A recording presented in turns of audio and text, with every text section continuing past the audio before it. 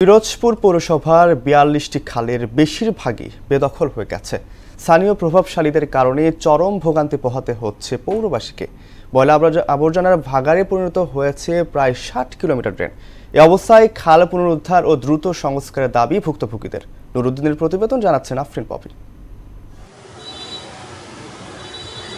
পিরোজপুর পৌরসভার ২ নং ওয়ার্ডের ঝাটকাঠি ভারান খাল দেখে বোঝার উপায় নেই, একসময় এই খাল থেকে বড় বড় নৌকা চলাচল করত।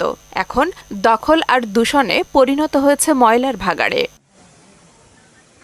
পৌরসভার অধিকাংশ খাল দখল করে গড়ে তোলা হয়েছে বিভিন্ন স্থাপনা। বাধাগ্রস্ত হচ্ছে পানি চলাচলের স্বাভাবিক গতি। এতে পৌরসভায় বাড়ছে জলাবদ্ধতা। চরম ভোগান্তি পোহাতে হচ্ছে পৌরবাসীকে।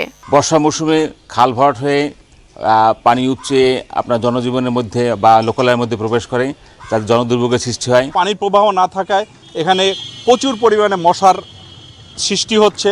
দুর্গন্ধের জন্য মানুষ তো হাঁটতেই পারে না। খালের সাইড দখল করে দোকানপাট উঠাইছে, তারপরে আপনার গাছপালা লাগাই বাগান করে ফেলাইছে। পানি নিষ্কাশনের সমস্যা হইতেছে এবং জলাবদ্ধতার কারণে মশা মাছির উপদ্রব এবং দুর্গন্ধের সৃষ্টি হয়। সুদবিহীন ব্যাংকিংয়ে আত্মশুদ্ধির পথ এনআরবিসি ব্যাংকের ইসলামিক ব্যাংকিং আল আমিন।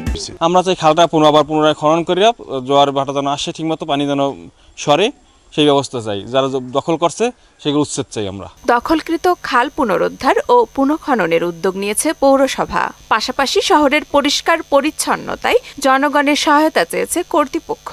যত্রতত্র খালে যেখানে সেখানে ফালায়, এতে খালগুলি দিন দিন নাব্যতা হারাচ্ছে এবং ভরে যাচ্ছে। আর দখল তো আছেই, এটা জেলা প্রশাসন এবং আমরা এগুলি চিহ্নিত করার, জেলা প্রশাসনের সাথে মানে আমরা এটা চিহ্নিত করার প্রক্রিয়া আছি। চিহ্নিত হয়ে গেলে আমরা এটা উচ্ছেদ অভিযানে যাবো। ৪২টা খাল আছে, সেগুলো পুনরুদ্ধারের জন্য আমরা ব্যবস্থা নিয়েছি।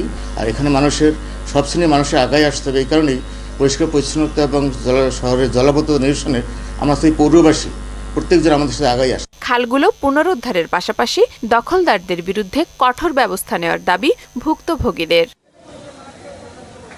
আফরিন পপি, মোহনা সংবাদ।